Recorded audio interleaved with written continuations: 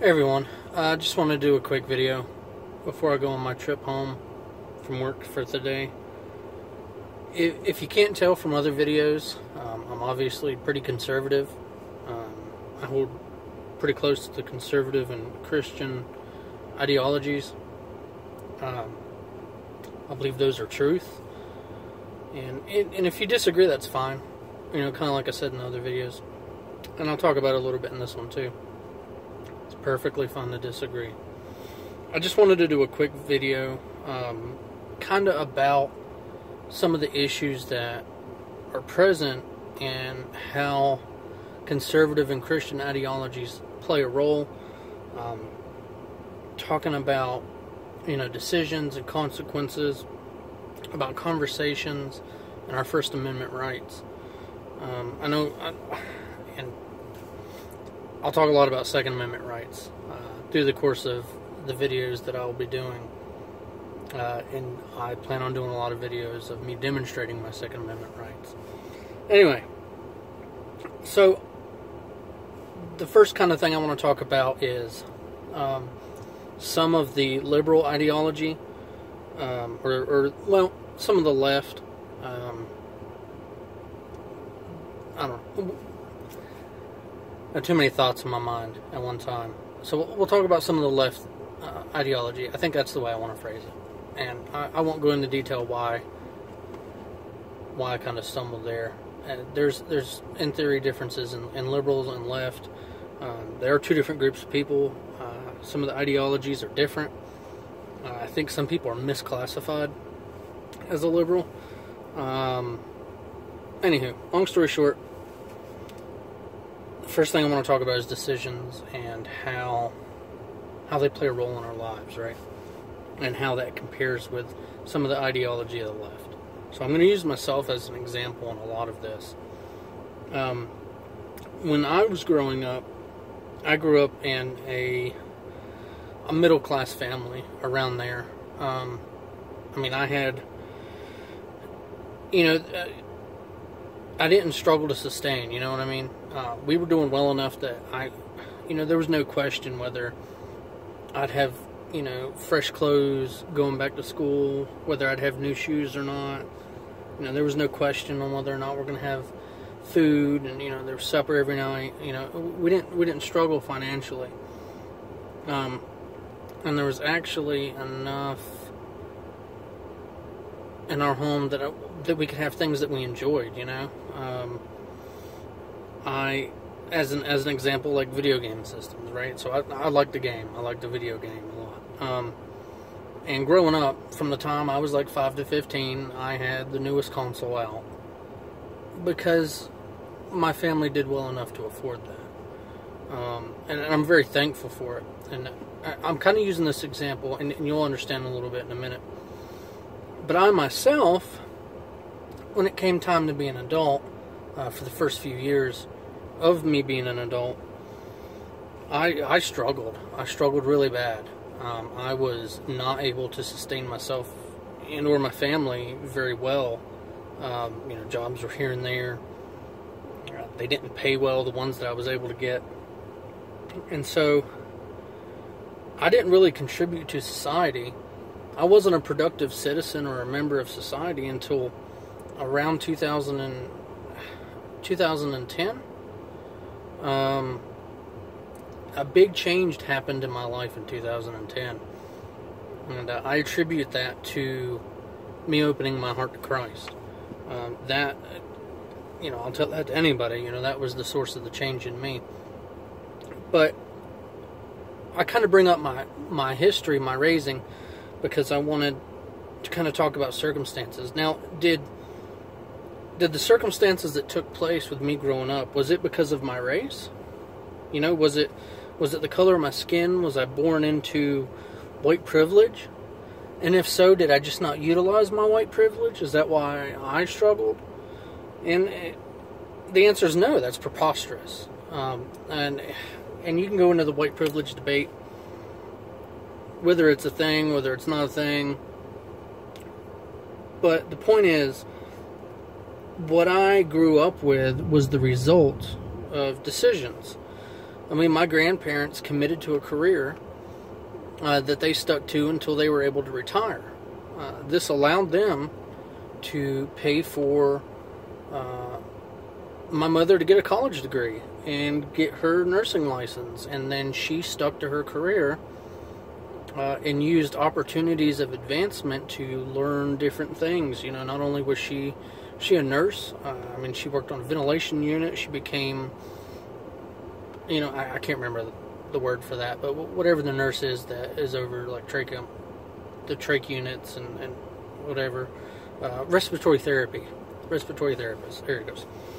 And so she did that and a bunch of other things. And the point is, she worked hard. She made some decisions, and it resulted in her being successful. She was paid for the merits of her decisions. Now, those were all decisions. Now, what about me? Well, I made decisions too. Obviously, they just weren't as productive as my previous generations. And so they say that hindsight's 20/20, you know, and that's very true. And back then, I blamed everyone but me. I really victimized myself to justify the position I was in or my surroundings. You know, it was, well, I wouldn't be in this situation if it wasn't for them. I wouldn't be in this situation if it wasn't for this rule, or this person treated me unfairly. And I allowed I victimized myself. And I didn't take responsibility for anything. And that's kind of why I ended up where I did. And looking back, I mean, just to be honest, I was pretty worthless, in my opinion. The motivation necessary to leave the circumstances of the situation I was in just wasn't there. Like, yeah, you complain about it. Yeah, I don't want to be like this. All this is horrible. You know, why am I in this situation? But the motivation to take action, the motivation to actually do something, wasn't there. And I think a lot of people who are in bad situations don't even consciously make themselves aware of that. Like, you know, and that's kind of the victimization that people go through. You know, they want to look at, well, why am I in this situation? And they never really want to look at, okay, that doesn't matter. What can I do to get out of this? Like, what decisions can I make to progress? How can I get out of this? I mean, I was homeless at one time, you know, and now I'm not. I mean, to say the least, like, I'm doing okay, you know.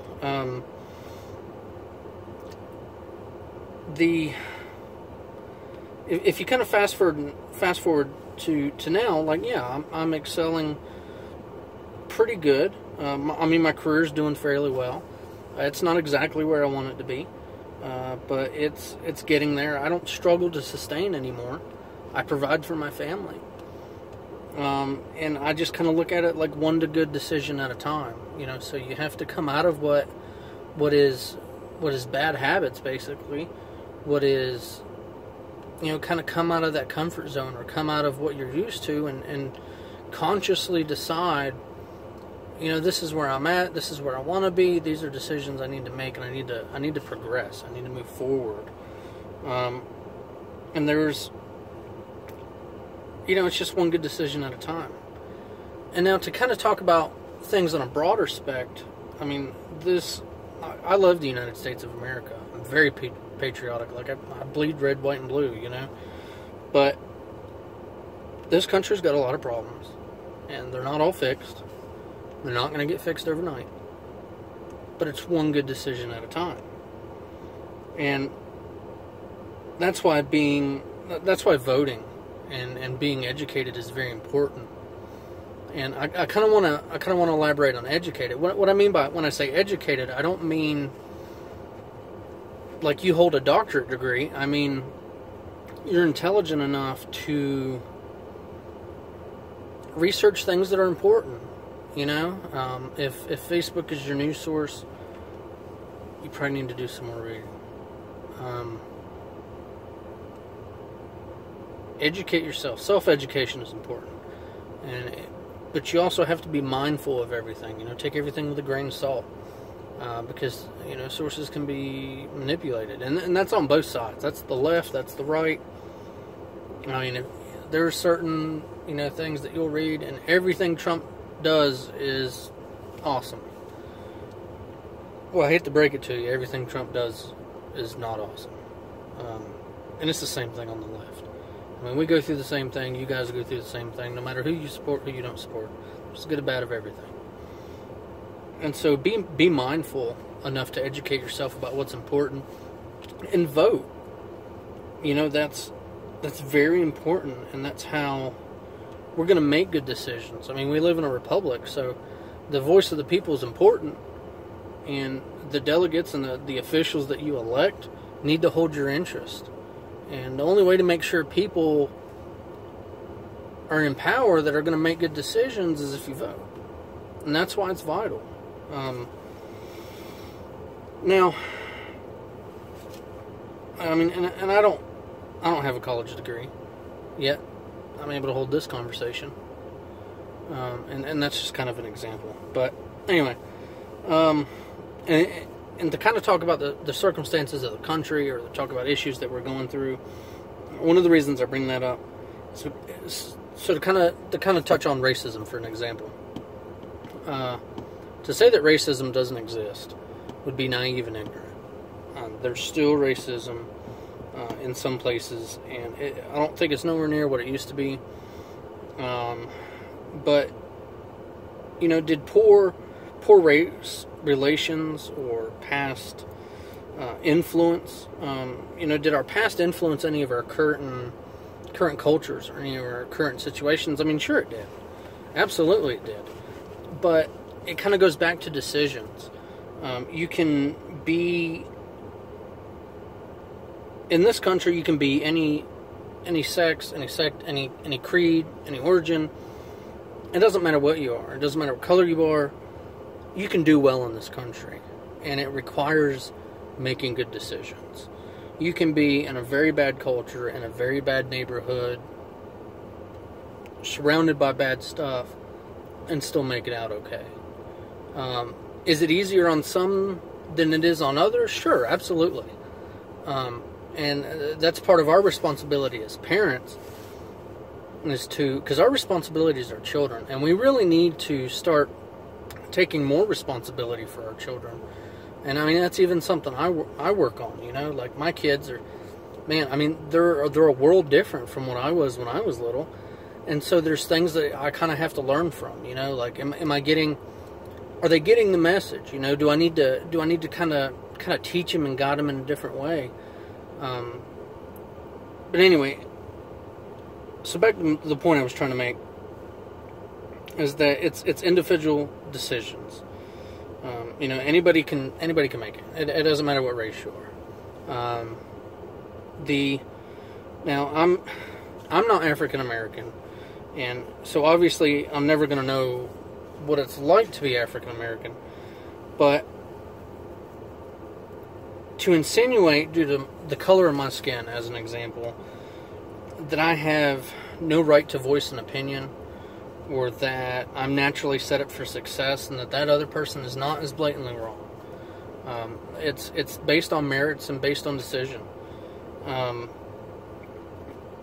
Anyone can work hard to make good decisions, to get out of their better situation.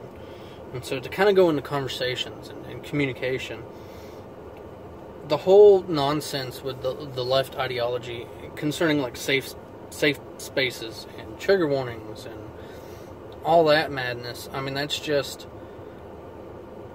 that kind of boggles my mind. It's kind of insane. I mean, so in 1963, Dr. Martin Luther King, he said, I got a dream that one day we'll be judged, not by the color of our skin, but by the contents of our character. And I feel like we're getting away from that. Like, it's all about, emotionalism. It's all about everything that's going on, and the left is fighting so hard for this socialism and this social justice warrior nonsense where your First Amendment rights are under attack. Like, so if you're a white male, like, you're screwed. Like, if you're a white Christian male, you're even worse. And because of the history of certain things, like, you kind of lose your right to talk. You lose your right to voice things. with what you say, whether it has merit or not, doesn't matter. You're white, so you don't have a voice. You don't have, and they kind of feel like, well, it's the social groups that matter, or this or that, and it needs to go back to the individual. You know what I mean? Like, if you're a decent, good-hearted person, like, I'm gonna like you. I don't care what you look like. You can be purple with a tail and long ears. Like, you can be an elf or an orc. I don't care. If you're a good person, I'm gonna like you, and we're gonna get along just fine. But you know how I'm gonna decide whether you're a good person? Not by how you feel about social justice or how you feel about this or that, but by the merits of your decisions, your actions. Like, the conscious and subconscious is dangerous. And in the Bible, he says you'll know them by their fruits. So I'm going to look at the fruits. If you're a human being that produces good fruits, then we're going to be all right. I'm going to like you. And I think that's what Dr. King was talking about. He was talking about the fruits of our actions, of our behavior. That's what we should be judged by. Judged by our fruits, or what we produce. Not by the color of our skin, not by the history of a nation that I had no control over. I don't have a time machine. I can't prevent slavery from ever happening. So I shouldn't be responsible for that. And, just like, Germans. Like, if a German was to hang out with a Jew, that Jew has no right to condemn the German because of what Hitler did. He didn't have any control over that. He wasn't the cause of the Holocaust or any of that stuff. He needs to judge that individual on the merits of his actions, the merits of his decisions, and vice versa with anything like that in the past. You can't live in the past. If you live in the past, you're never gonna succeed in the future. You're never gonna look at it. You have to think individually on the merits of the decisions. And I know that's getting repetitive. It's just something I feel passionate about, and that's just something I wanted to say.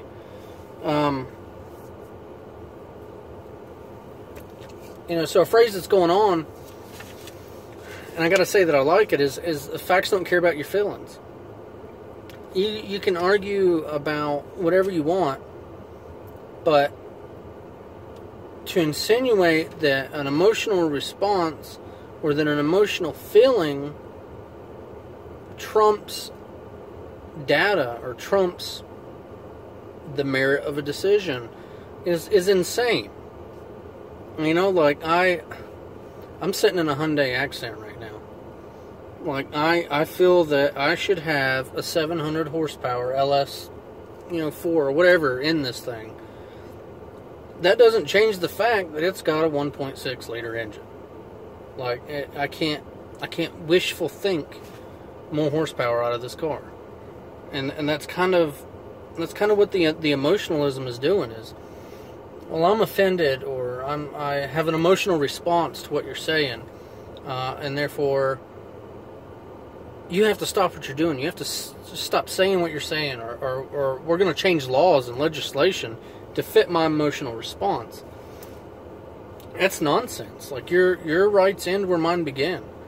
I don't have the right to impose anything that inhibits your rights. Just like you don't have the ability to inhibit my rights. You know what I mean? So if you're saying something I don't like, guess what? You're allowed to say that. Like, unless you're acting in violence, like, there's nothing for me to do. I may disagree with you, but that's fine. If you're open-minded enough, like, yeah, we can have a conversation. Like, we can meet in the middle and talk about it. And hopefully progress and get somewhere, But anyway, some other hard truth. Like, what's his face? Colin Fitzpatrick, Fitzpatrick, whatever his name is, he kneels, kneeling during games. I think it's retarded. I think it's absolutely retarded. I think that, like, what are you protesting, dude? That's how I feel about it. Like, with your income and the power and influence that you have, that's how you chose to protest? Is there not more productive means of doing so rather than infuriating and insulting so many servicemen and women? Now here comes the hard truth. He has a right to do that. NFL's a private organization. Teams, private organization. He's exercising his rights. He has a right to do that. Do I agree with it? Absolutely not. I think it's horrible. But he has the right to do it. Walmart, Dick's Sporting Goods, all them people want to be stupid about gun laws. Guess what? Private organizations. They can do what they want. As long as it's not discriminatory, obviously. I think I read today there's a lawsuit in Oregon. Apparently Oregon has got some kind of discriminatory law, state law, and some people think they're in violation of it. So we'll see how that plays out. That might be interesting. Anyway. Weigh them by their merits. That's the point I want to get across. Conservative and Christian ideology, and even those things, I weigh them. I weigh them by their merits. I ask that the things I say that you weigh them by their merits, and I'll weigh what you say by their merits. And I'm not going to judge you or whatever based on whatever group you support. I don't care who you voted for. Do I think you could have made a different decision? Maybe. I don't know. I can disagree with you and you can disagree with me.